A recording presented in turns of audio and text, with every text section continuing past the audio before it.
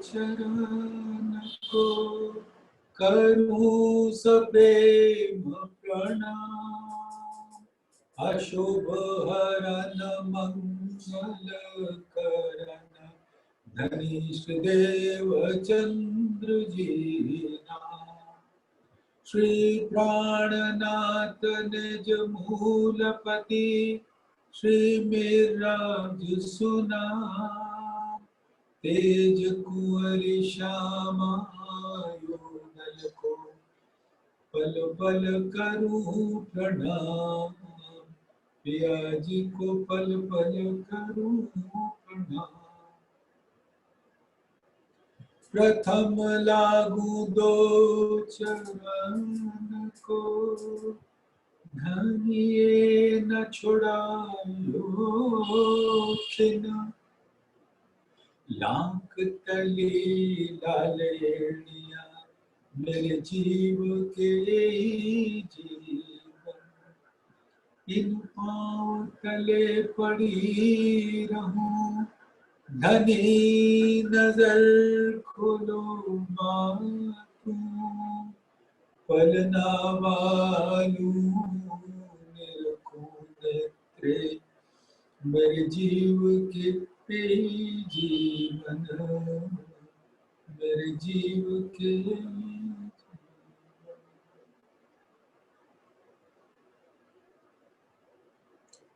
धामधनी अक्षरातीत के परम लाडले सुंदर साथी, आपके कोमल चरण तली में इस आत्मा के दिल का प्रेम भरा सिजदा कबूल करें। प्रणाम जी।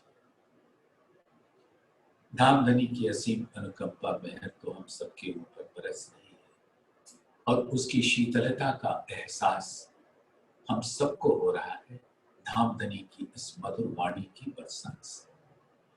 ये वो नूर तारतम है जिसकी बारिश हो रही है।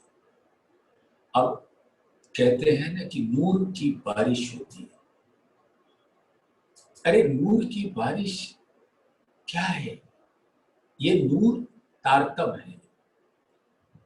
ये तारतम के लफ्ज, तारतम की वाणी चारों तरफ बरस रही है और जिसने इस बारिश में झीला उसका जीव तो अखंड मुक्ति को प्राप्त होगा, जो आज दिन तक किसी को मिला नहीं। अखंडता तो मिली ही नहीं। आप सभी जानते हैं कि इस संसार में तरह तरह के धर्म ग्रंथ हैं। ये हकीकत है कि धामधनी ने अपने हुक्म से कई जगह लिखवाया तो, लेकिन कई धर्म ग्रंथ ऐसे हैं जो धर्म ग्रंथों का नाम तो ले लेते हैं, लेकिन वो मनुष्य के बुद्धि के द्वारा रचित होते हैं।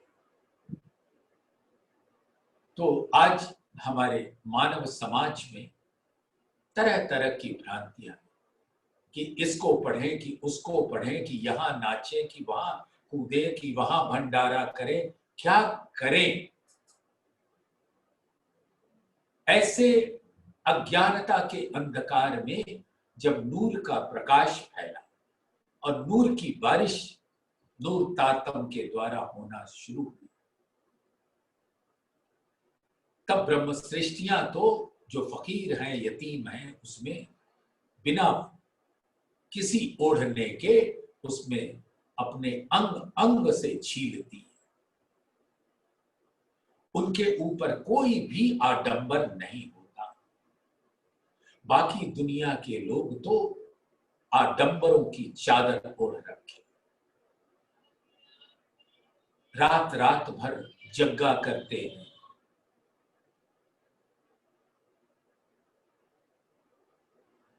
ढोल बजते हैं, इतने न जाने कैसे कैसे गाने बजाने होते, और सब सोचते हैं कि वो किसी प्रभु को, देवता को, देवी को रिझा रहे हैं।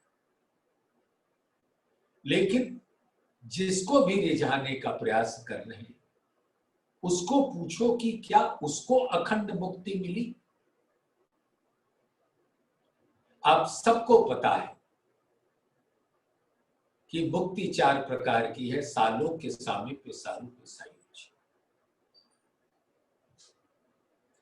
अब इसके बारे में एक गहरी बात अभी चंद क्षणों में आपको पता चलेगी। इंतजार करिएगा वो सुनने के लिए। सालोक्य मुक्ति कहते हैं, जो यहाँ के धर्म ग्रंथों में लिखा हुआ है। एक्चुअली ये इशारा है। सालोक्य कहने का मतलब जो भी आपका इष्ट, यानी जिस देवी देवता ईश्वर भगवान को आप पूजते आए, पेड़ को पूजा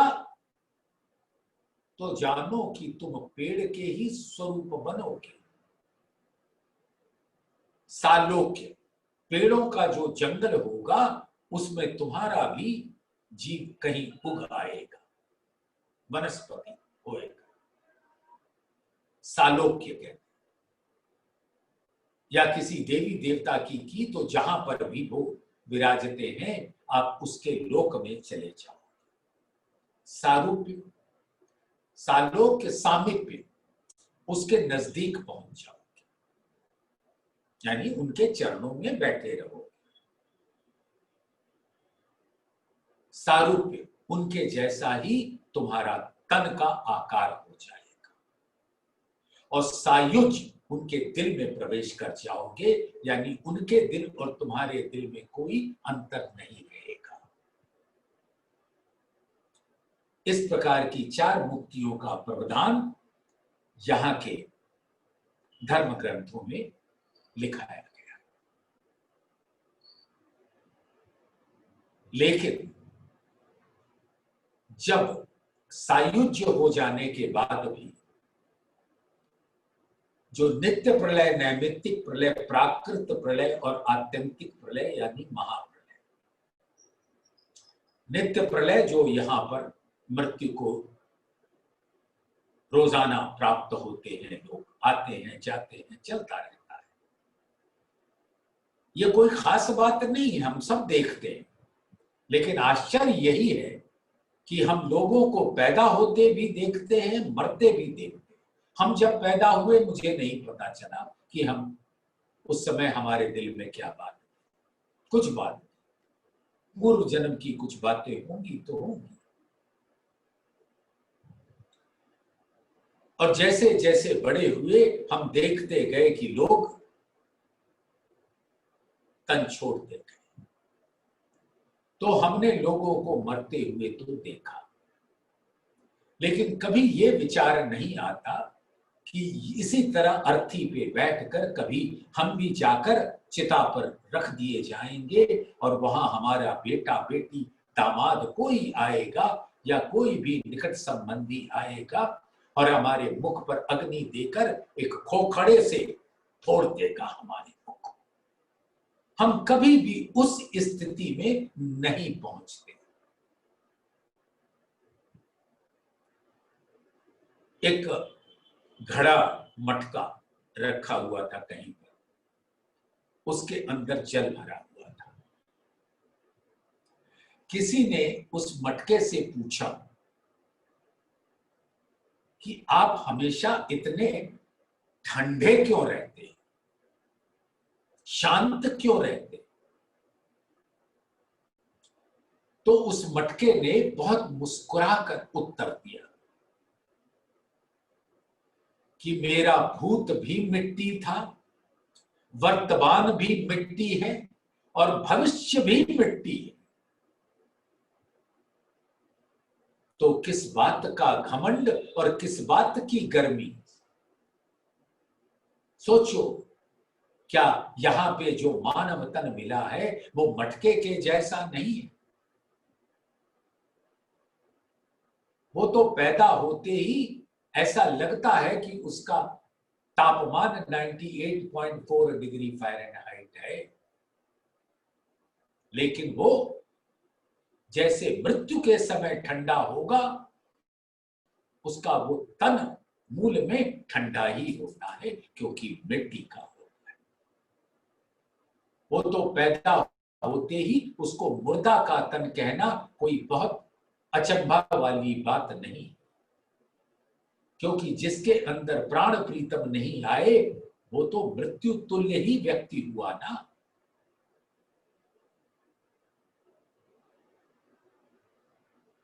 तो ये नित्य प्रलय यहां होता रहता है। नैमित्तिक प्रलय यानी 14 लोक के 9 लोक समाप्त होके 10वें लोक में पहुंच जाते हैं, यानी स्वर्ग लोक। प्राकृत प्रलय यानी ये 14 लोक अपने अष्टावरण के साथ पृथ्वी जल अग्नि वायु आकाश मन बुद्धि और अहंकार के साथ अपने सृजन भूमि महतत्व के अंदर विलीन हो जाती है, उसको कहते हैं प्राकृत प्रलय। और आत्यंतिक प्रलय जो इन सब का सृजन करता मोह सागर है, मोह तत्व है, भव सागर है, भव जल है, जहां पर अक्षर ब्रह्म के मन का स्वप्न स्वरूप मन आदि नारायण उस मोह सागर के स्वरूप को आदि नारायण कहते हैं, सब जाकर उसमें विलीन हो जाते हैं।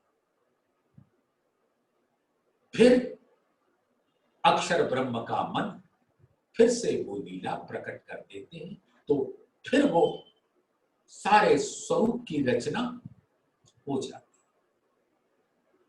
तो इसी प्रकार से ये जीव कभी सालोक्य में, कभी सामीप्य में, कभी सारूप्य में, कभी सायुज्य में बड़ी बड़ी तपस्या की तो सायुज्य हो गया। लेकिन जब उन देवी देवता का पतन हुआ, चाहे नित्य प्रलय में, चाहे नैमित्तिक प्रलय में, चाहे प्राकृत प्रलय में, चाहे आत्यंतिक प्रलय में, आना तो दोबारा होगा ही होगा, बच नहीं सकते।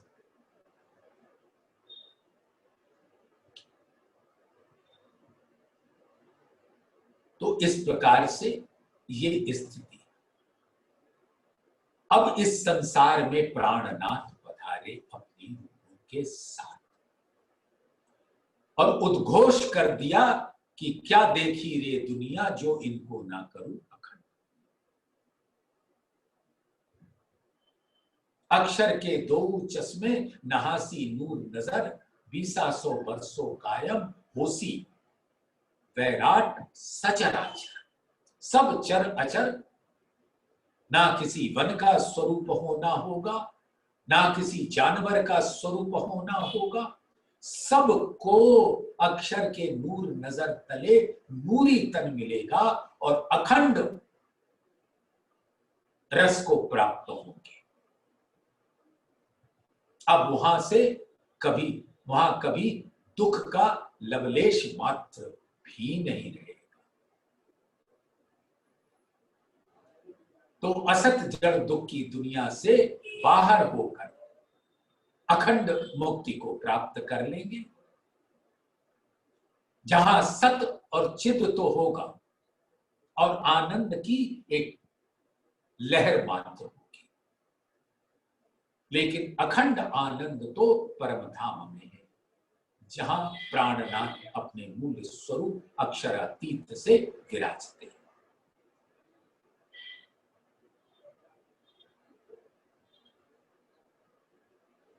तो सुंदर साथ इस बात को आप समझो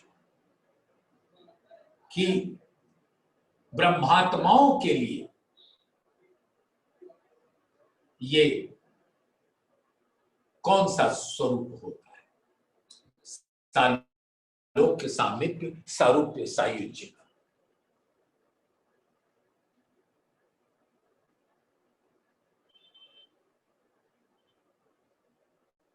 सोचो सुंदर सा,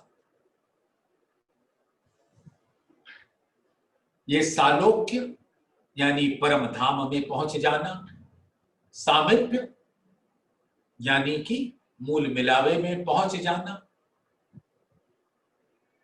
सारूप्य यानी अक्षरातीत के मुखमंडल मुख चौक मुखार बिंद का नूर सागर की आभा कांति चमक छटा बिल्कुल वैसे ही ब्रह्म सृष्टियों का स्वरूप होता है।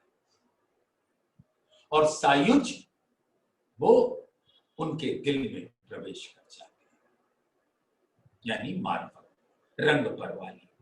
तो ये सालोक्य, सामीप्य, सारूप्य, सायुज्य इन धर्म ग्रंथों में धामधनी ने अपने हुक्म से पहले लिखवा दिया था, ब्रह्म सृष्टियों को सिखापन देने के लिए, उनको बताने के लिए कि तुम्हारे लिए ये सालोक्य, सामीप्य, सारूप्य, सायुज्य अलग है और जीवों के लिए अलग है।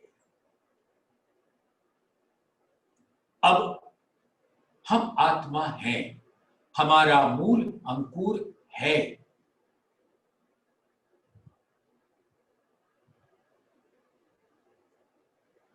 तो उन सुहागनियों के लक्षण की बात हो रही है कि वो सुहागिन कौन है।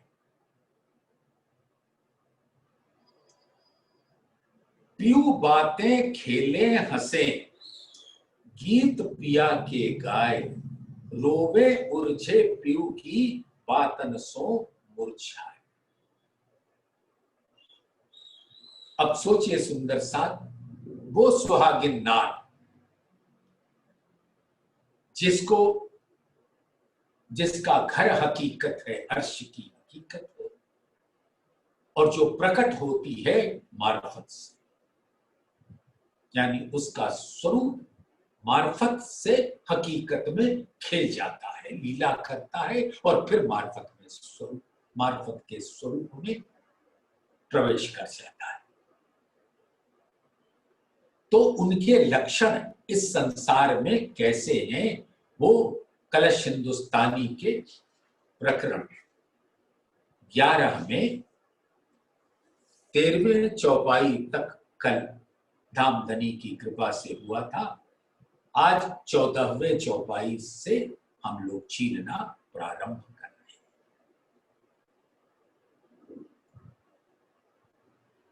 खिन खेले, खिन में हंसे, खिन में गावे गीत, खिन रोवे सुध न रहे इस सुहागिन की रीत।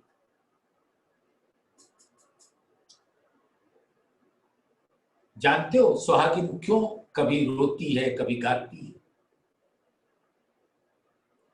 सुंदर साथ, जो मेरे दिल में भाव धामधनी ने दिया है वो तो मैं प्रकट करूंगा ही करूंगा, लेकिन आप सब भी अपने दिल में उसको सोचना। चलो एक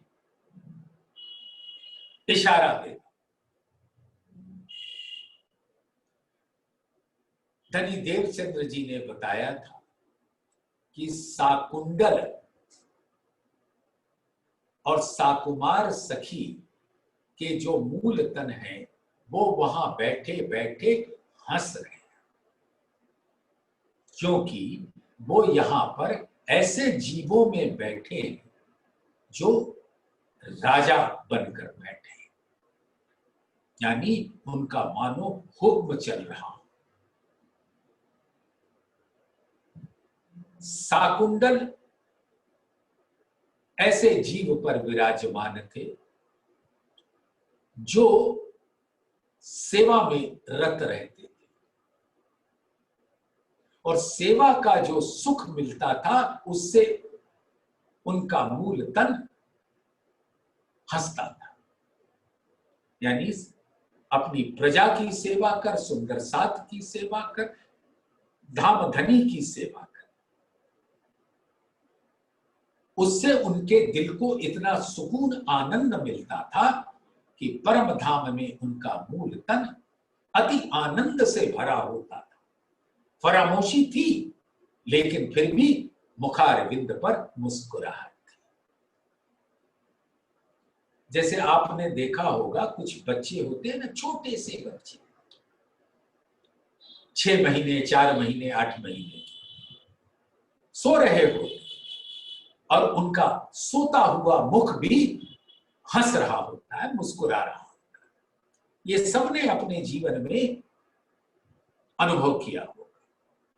उसी तरीके से फरामोश पर आत्म का स्वरूप कभी मुस्कुराता है, कभी रोता है, कभी खिलखिलाकर हंसता है, कभी मूर्छित हो जाता है।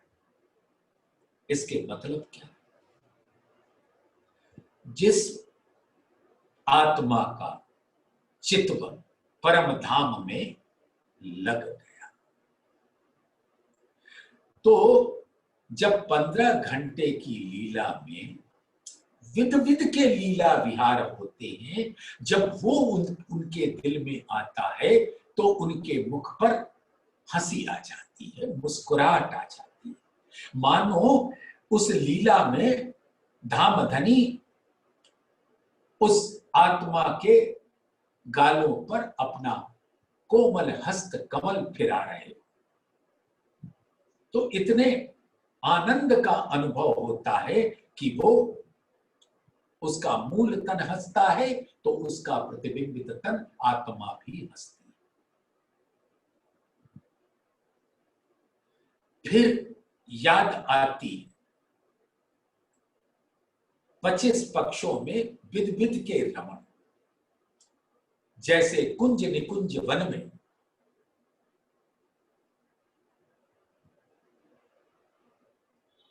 रेती पर सब सखियां गिर पड़ती हैं राज्य और हंस पड़ती।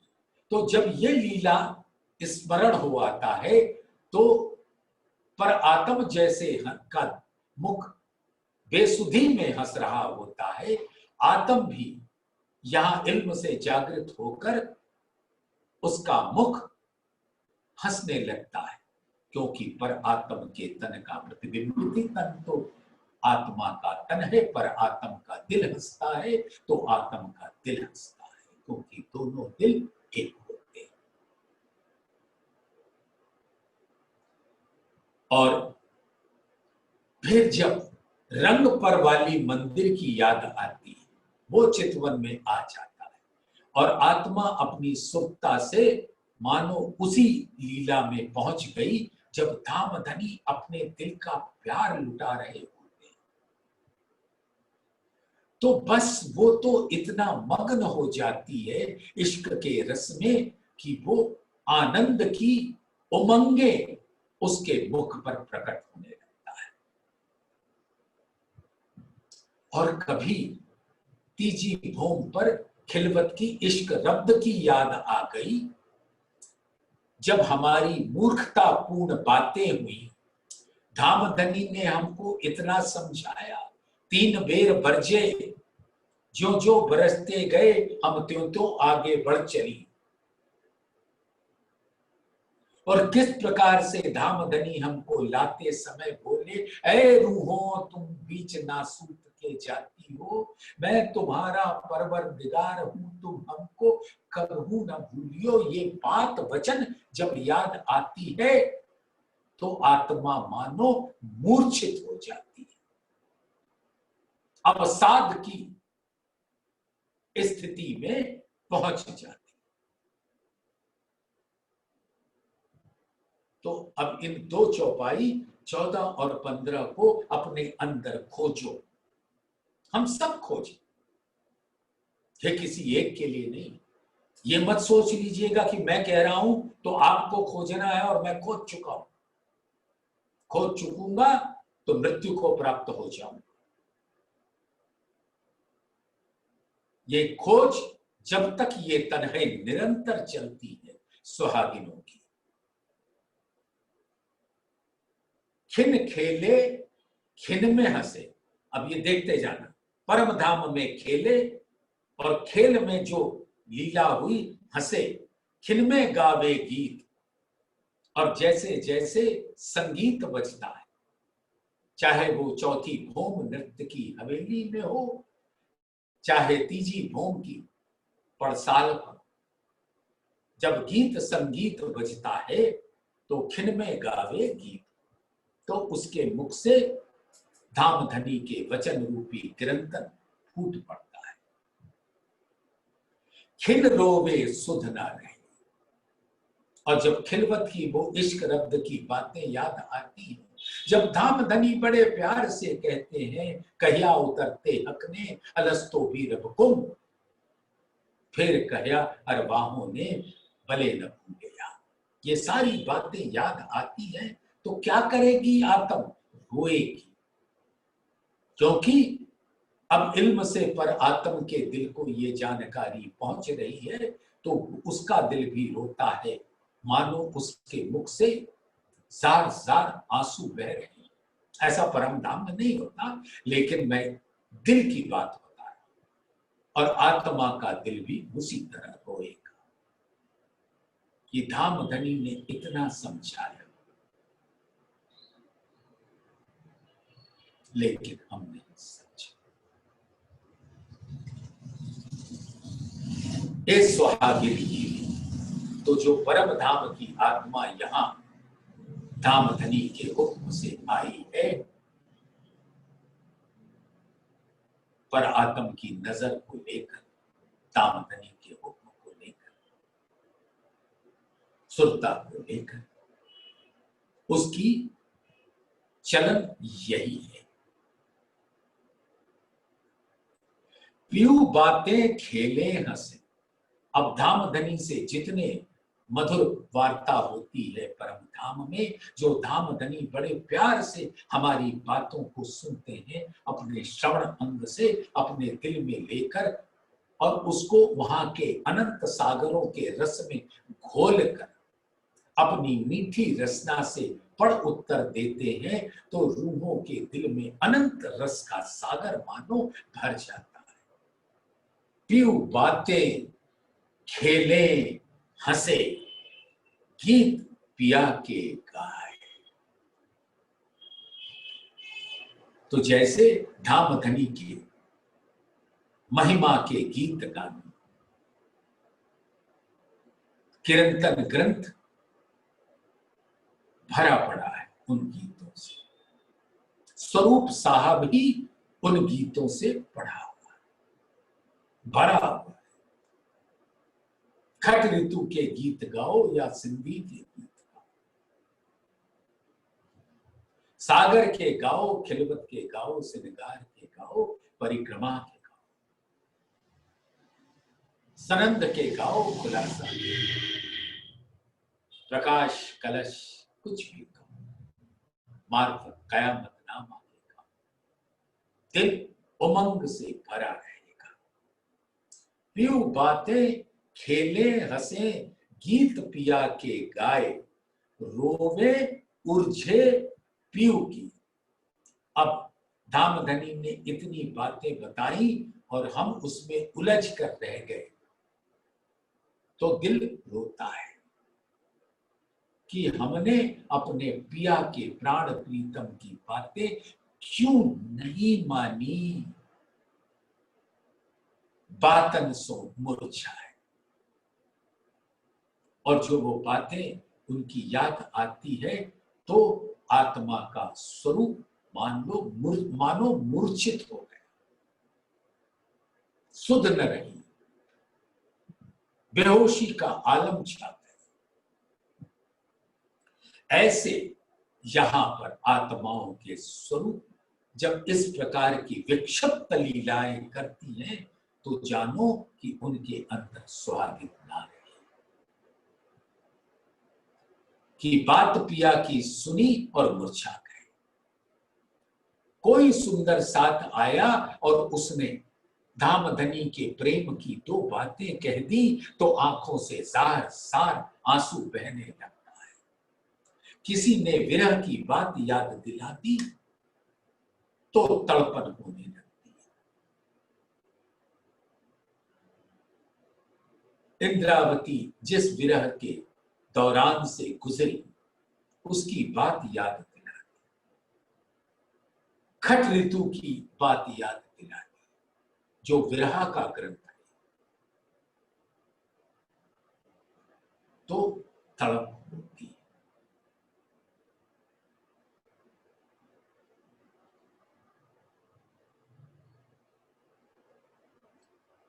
सुहागिन विरहा ना सहे। अब सुहागिन के दिल में आता है कि धाम धनी जो हुआ सो हुआ। अब जब चाहो उठाओ, जब चाहो सुलाओ, लेकिन अपने चरणों से दूर ना रखना।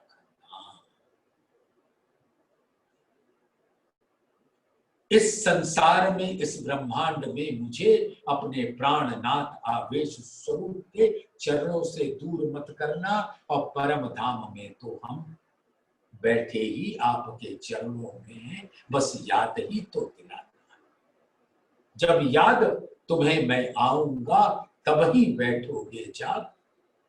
गए आए कहूं नहीं, सब रूहें बैठियां अंग लाओ। ये पर आत्म का हमारा आत्मा का मूल स्वरूप, जो मूल स्वरूप है अपने, जाको कहिए पर आत्म, सो पर आत्म संग लेके विलसिए संग खसम।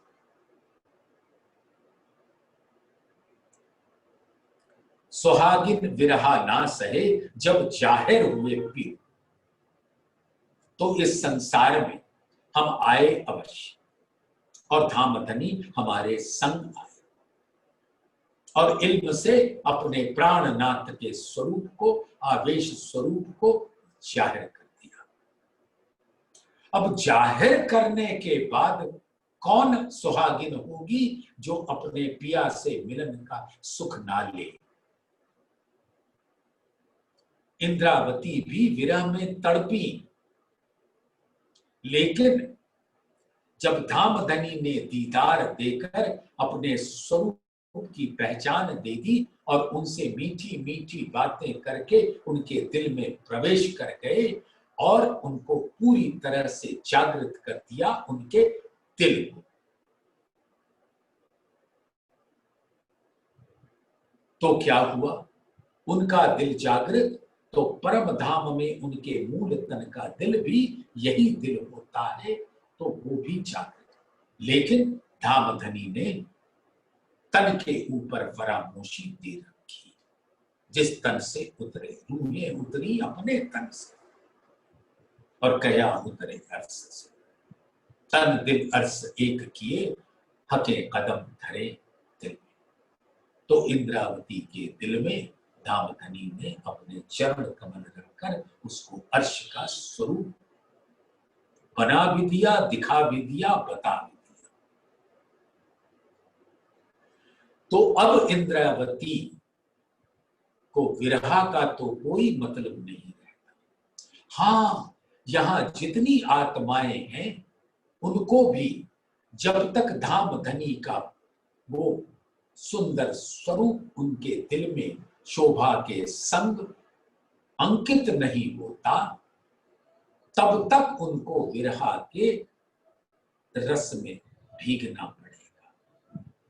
विरहा की अग्नि उनके अंदर धड़कनी चाहिए, जिससे माया के जितने ख्वाहिशें हैं उस विरह की अग्नि में जलकर खाक हो जाए और बस धामधनी धामधनी धामधनी, प्राण प्रीतम प्राण प्रीतम प्राण प्रीतम, मेरे अक्षरातीत, मेरे कसम, मेरे दुल्हा, मेरे परवरदिगार, मेरे खावन।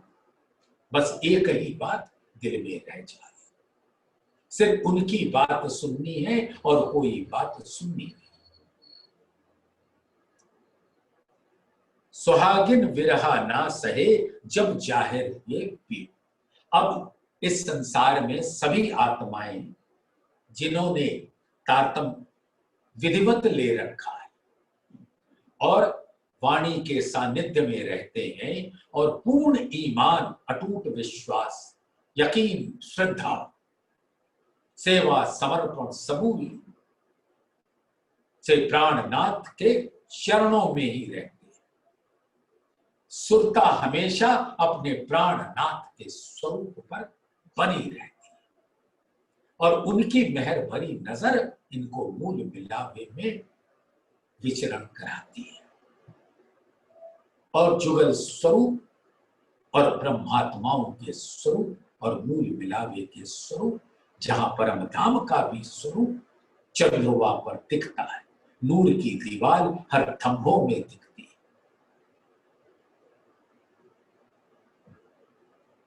ऐसी सुंदर सौंदर्य आभा उसके स्वरूप जब आत्मा के दिल में आता है तो सुकून मिलता है। और वहां पर सुरता तभी पहुंचेगी जब यहां पर प्राणनाथ के चरणों में कुर्बान होंगे, फिदा होकर। सुहागिन विरहा ना सहे जब जाहिर हुए प्रेम। तो मूल मिलावे में सुरता ले जानी है ना, तो प्राणनाथ के चरणों में तो पहले अपनी सुरता ले जाओ। इस वाणी के रस में झीलते झीलते प्राणनाथ आवेश स्वरूप जो विराजमान है इंद्रावती के दिल में, साक्षात गुम्मट जी में, प्यारे गुम्मट जी की तरेटी में, चंदन के सुंदर झूले पर जो तरेटी के मध्य में विराजमान है। मध्य होता ही दिल का स्वरूप है। किसी भी अस्तित्व का केंद्र उसका दिल होता है। तो तरेटी का जो स्वरूप है मानो परम धाम का स्वरूप है, और उसके मध्य में धामधनी विराजते हैं साक्षात। अगर भरोसा नहीं तो तुम जानो तुम कौन। तो यकीन ईमान के बगैर इश्क की लहरें पाना असंभव है। और सुरता मूल मिलावे में उन्हीं की चरणों तले बैठकर उनकी मेहर भरी नजर जब पड़ती है तो सुरता मूल मिलावे में लगती है। और हमें मालूम है कि हम जब पन्ना जी भी जाते हैं सुंदर पन्ना मिले तो तरेटी में जाना वर्जित है, लेकिन दिल तो पहुंच जाता है। और दिल पहुंचते ही धामधनी अपने हुक्म से अपने वांगमय स्वरूप के सघन वृक्ष 12 थंभों के बीच में प्रकट होते हुए हमारे आंचल में हर तरीके के अमृत रस के फल भर देते हैं। और वहां की शीतल सुगंधित मंद मंद वायु हमारे आत्मा के अंगों को ऐसा शीतल स्पर्श से सुकून और आनंद से भर देती है। तो सुहागिन विरहा ना सहे जब जाहिर हुए पीयू। सुहागिन अंग जो पीयू की, पीयू सुहागिन अंग जीव।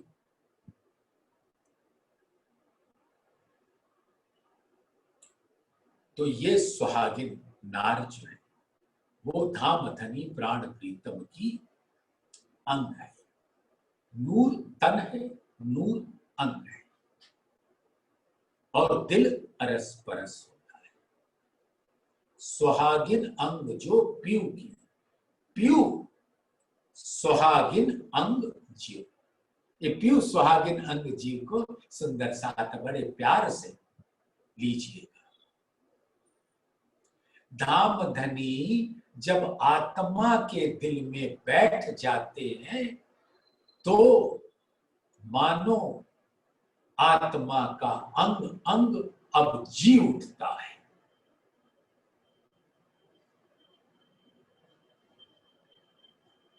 जोलो पीयू सुध ना होती, सुहागिन अंग में पीयू। अब ये देखिए दो विचार दो नहीं है, बात एक ही है, लेकिन एक सीढ़ी से दूसरी सीढ़ी की बात है। जब तक धामधनी की सुध ना हुई, और सुध यानी हकीकत और मार्फत का स्वरूप जब पूरी तरह से दिल में भर गई, स्वरूप ग्रहीय हक का अपनी रूह के अंदर पूर्ण स्वरूप दिल आया, तब दो उठे पड़ा। तो जब तक बराबर उठते नहीं, उस सीढ़ी को, उस स्थिति को कहते हैं जो लो पीयू सुध ना होती सुहागिन अंग में जीव। तो ऐसे सुहागिन अंग के अंदर इल्म से जो धामधनी का स्वरूप है वो बसता है।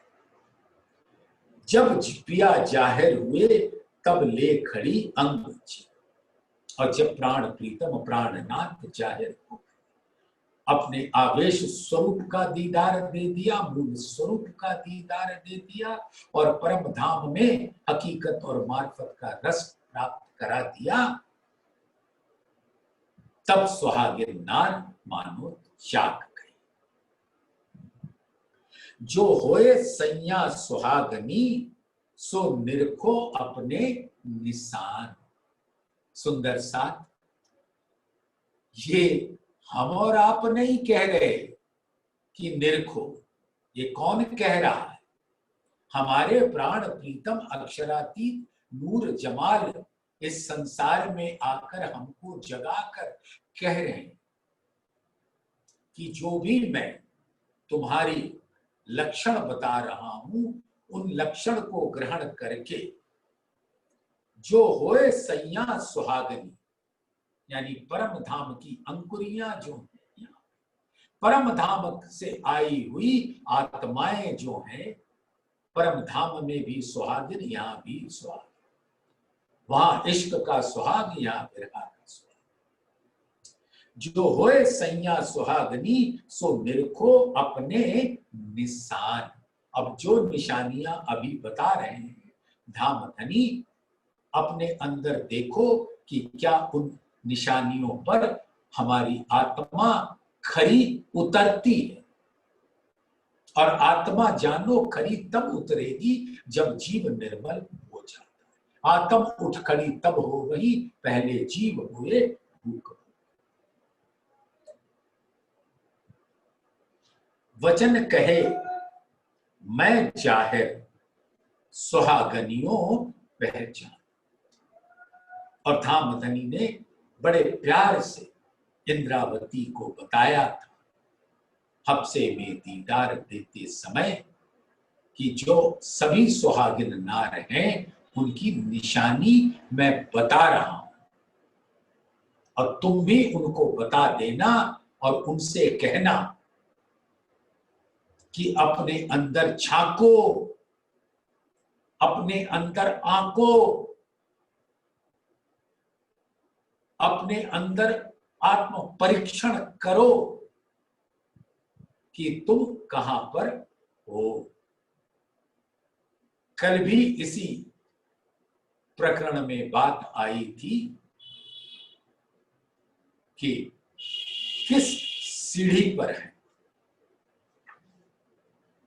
नित खोजे चरनी चढ़े नए नए करे विचार। तो 108 सीढ़ी में आप हैं कहां पर? खोजो। जो होए सैया सुहागनी सो निरखो अपने निशान। वचन कहे मैं जाहिर सुहागनियों पहचान। अब सब सुहागिन अपनी अपनी पहचान करेंगे कि क्या वो अपने प्राण प्रीतम की अंगना है, सुहागिन नार हैं, क्या उनका अखंड सुहाग अक्षरातीत नूर जमाल है कि कहीं और दिल भटक रहा है। बहुत निशानी और है। प्रेम सुहागिन गुज जब सैया जाहिर हुई तब होसी सबो सोच। और बहुत और निशानियां धामधनी बता रहे, और उन निशानियों में एक है प्रेम।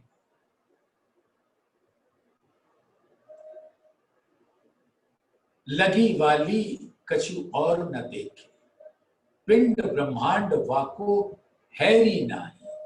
वो खेले प्रेमे पार पियासों देखन को तन सागर माही।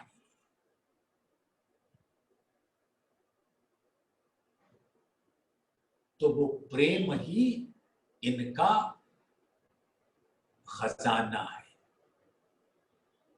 और उस प्रेम को लेकर जो धाम धनी के अंगे संगे हर घड़ी हर पल रहती है, तन तो देखने को होता है इस संसार में, लेकिन दिल रहता है धाम धनी के चरणों में।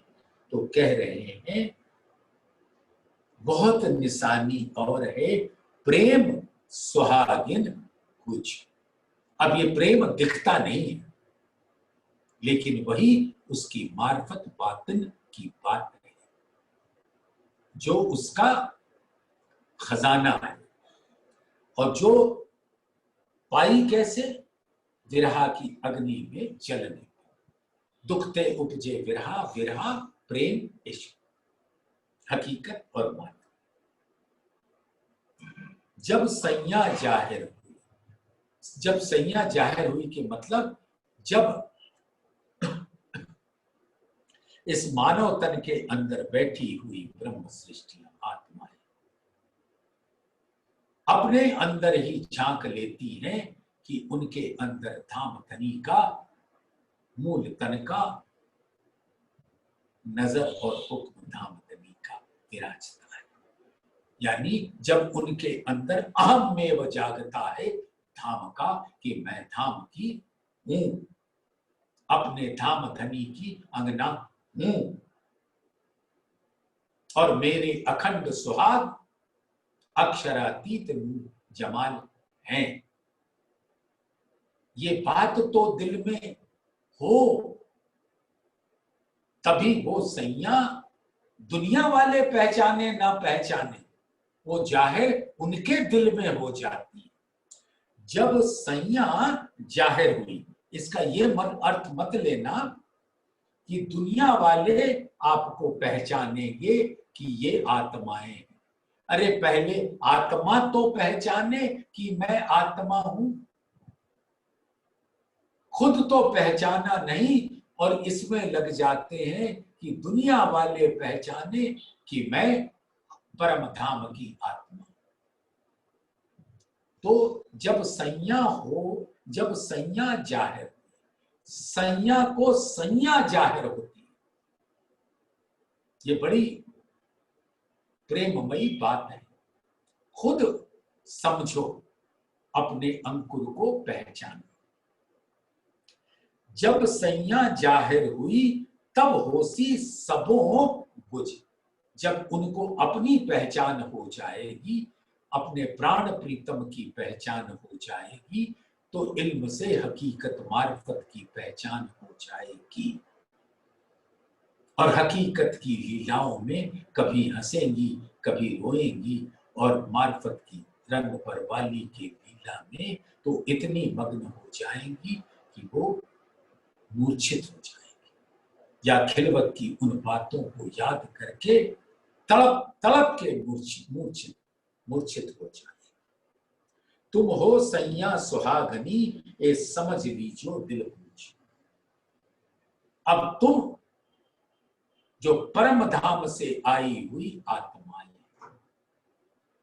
हम ब्रह्म सृष्टि आई धाम से, अक्षर खेल देख, खेल देख के जागिए इल्म से, घर असलू अपने तन।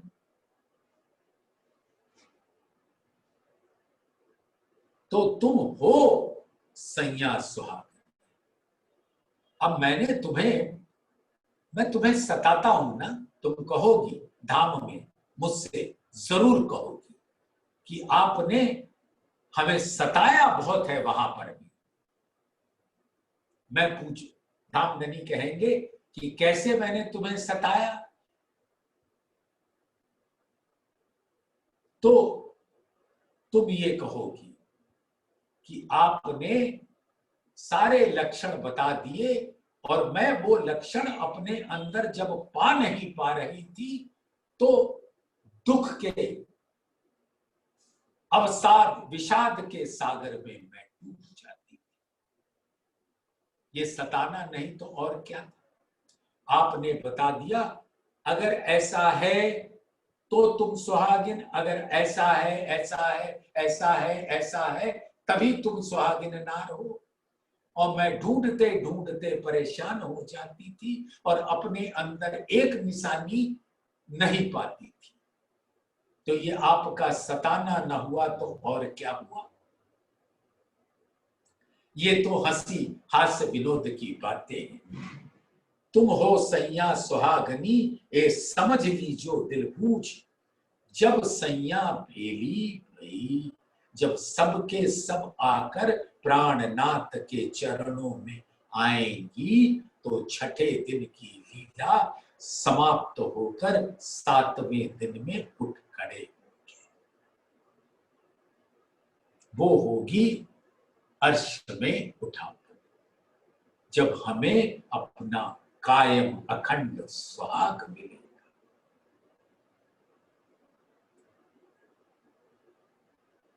जब सैया भेली भई तब होसी बड़ा गुज, तो जो गुज अपनी रूह का सो खोल मासूक आगू, यो कर जन्म सुफल ऐसी कर हक सो तू। तो जब आप अपने अंदर वो निशान पा जाएंगे तो आप अपने दिल के सभी भेद धाम धनी को बिना किसी झिझक के खोल दीजिए। और जब तुम अपने दिल की बात बताओगी धाम धनी को, तब धाम धनी भी अपने दिल के उन गुह्य बातों को बताएंगे जो तुम्हें परम धाम में नहीं बताता। और ये बातें होंगी चित्त या जागृत होके प्राणनाथ के चरण। ये शब्द जो कहती हूं सो कारण सब सय्यन, सुहागिन ढांपी ना रहे सुनते यह वचन।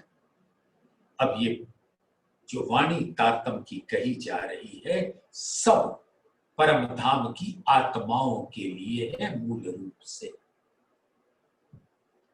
सुहागिन ढांपी ना रहे, अब सुहागिन की पहचान को कोई ढक नहीं पाएगा, वो तारतम के उजाले में प्रकट हो जाएगी।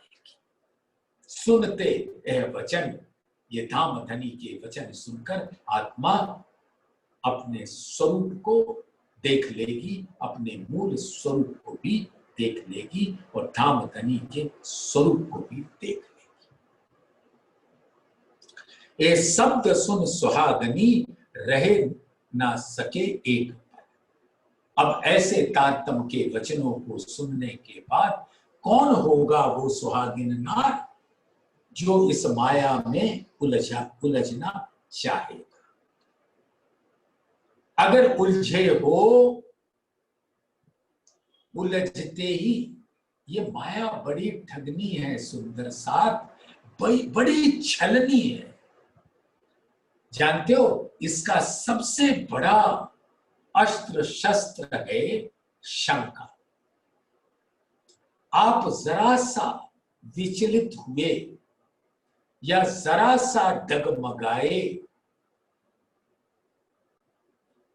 तो ये शंका का बीज बो देगा, और शंका का बीज बोते ही आपके मस्तिष्क पर इबलीस रूपी अहंकार आकर बैठ जाएगा।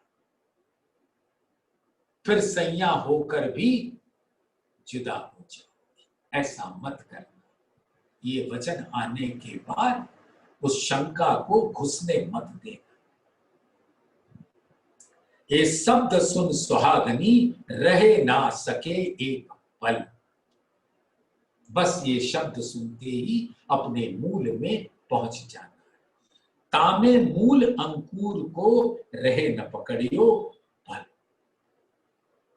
अब आत्मा अपने मूल में पहुंचना चाहती है, और वो मूल पहले आवेश स्वरूप के दिल में देख।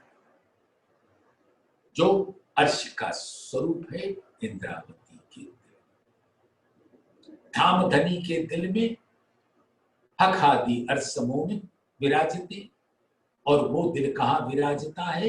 इंद्रावती के दिल। दोनों दिल अरस परस।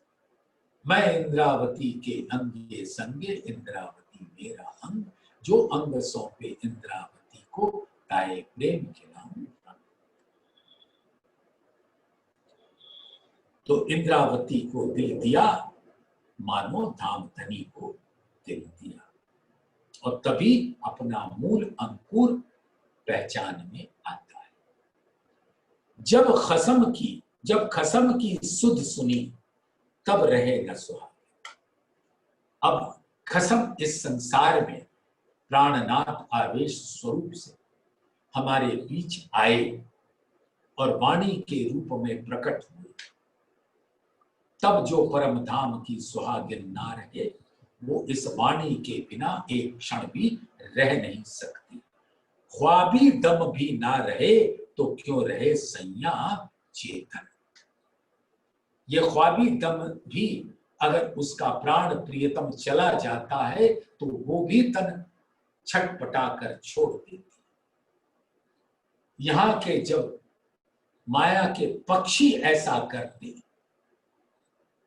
आपको याद है ना, अब तो नहीं होता, लेकिन कुछ वर्षों के पहले अगर पति जाता है तो पत्नी चिता में अपने आप को सौंप देती, क्योंकि उसके रहने का औचित्य नहीं होता था। तो जब धामधनी प्रकट हो गए, तब सुहागिन एक क्षण के लिए भी नहीं रह सकती। जब यहाँ के कोरे जीव, चाहे वो मानव तन में हो या पशु पक्षियों के तन में हो, जब वो नहीं रहते तो आप तो परम धाम की अखंड संज्ञा, अखंड चैतन्यता को प्राप्त रहती। मैं तुमको चेतन करूं, यही कसौटी तुम। चेतन यानी जागृत करो। कौन करेगा? धामधनी खुद। मैं तुमको चेतन करूं, यही कसौटी तुम। तुमको ये जब लग जाए कि वाणी के में बैठकर मैं तुमको वाणी के द्वारा जगा रहा हूं, कोई और नहीं जगा रहा, दामधनी खुद जगा रहे हैं। जब वो खुद कहते हैं मैं तुमको जगाऊंगा भान के सुबह सा, शंका घुसने नहीं दूंगा। ये माया जो छलनी है, ठगनी है, अति बलवंती है, वो अपना अस्त्र शस्त्र इस शंका में घोलकर जहर से बुझे हुए उसकी नोक को इस तन के मस्तिष्क में डाल देती। लेकिन मैं तुम्हें जगाऊंगा भान के सुबह सम। वो अगर विष से बुझा हुआ, विष से भरा हुआ वो भाला अगर चुभा है तो मैं निकाल के उस विष को भी निकाल दूंगा। मैं तुम्हें जगाऊंगा भान के सुबह सक, इनों को इन जिमी में करो बाहे तक, और तुमको तुम्हारे मूल स्वरूप से मिला दूंगा। जो मूल स्वरूप है अपने, जाको कहिए पर आत्म, सो पर आत्म ले के विलसिए संग। आत्म पर आत्म जब एक हो जाते हैं, अरस परस हो जाते हैं, तो धामधनी से भी अरस परस हो जाते हैं।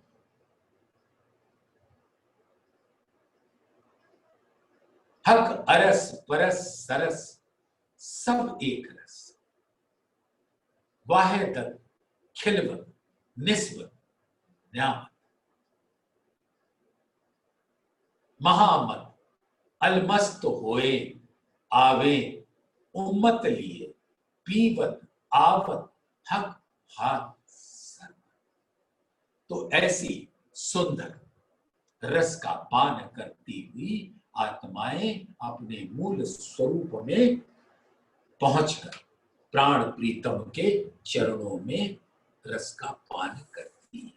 ये सुहागिनों का एक और लक्षण है। तो ये इस प्रकरण की 23 नंबर चौपाई है। इसको अब वाणी विराम देने का अवसर आ गया, तो 23 नंबर की इस चौपाई को सुंदर सा एक बार दिल में दोहरा लो। जब खसम की सुध सुनी तब रहे न सुहागिन, ख्वाबी दम भी ना रहे तो क्यों रहे सैया चेतन, तब क्यों रहे सैया चेतन, मैं तुमको चेतन कर। यहीं तक आज हुआ। अब कल इसी 24वीं चौपाई से प्रारंभ करेंगे। बोलिए श्री प्राणनाथ।